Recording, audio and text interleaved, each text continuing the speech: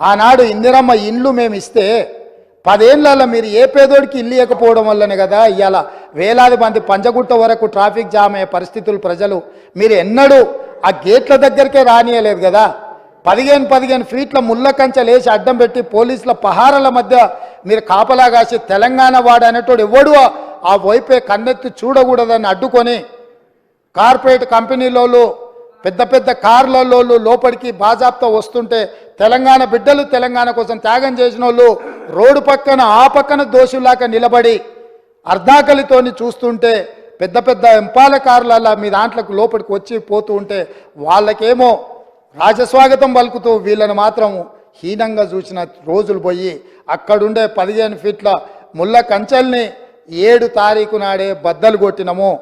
మా మిత్రుడు 9 తారీఖు నాడు ప్రమాణ స్వీకారం చేస్తా అని ముందుకు జరుపుకున్నాడు. 7 తారీఖు నాడే ప్రమాణ స్వీకారం చేసిండని చెప్పిండు.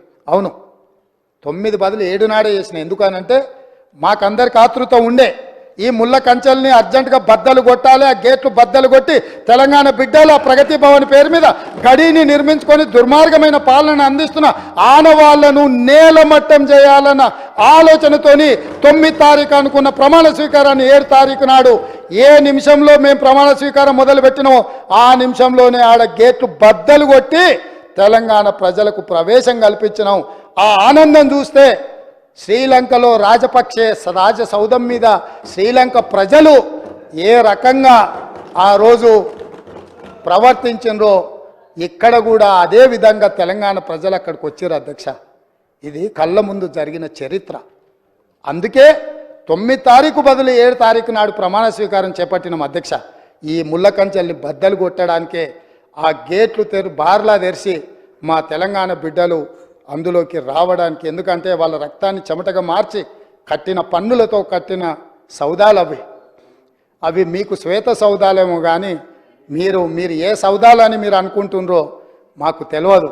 కానీ మా ప్రజలకు అక్కడి నుంచి మంచి పరిపాలన అందించాలన్న ఆలోచన మాది. అందుకే మేము దానికి జ్యోతిరావు పూలే పేరు పెట్టినాం అధ్యక్ష. బలహీన వర్గాలకు ఆరాధ్య దైవమన సామాజిక న్యాయానికి ప్రతీకైన జ్యోతిరావు పూలే పేరు దానికి పెట్టి అక్కడి నుంచి మంచి పరిపాలన అందించాలన్న ఆలోచన చేస్తున్నాం. కనీసం వాళ్ళనైనా ఆ నిర్ణయానైనా మీరు అభినందిస్తారేమో అనుకున్నాం, కానీ ఎందుకో మరి మీకు మనసు రాలే.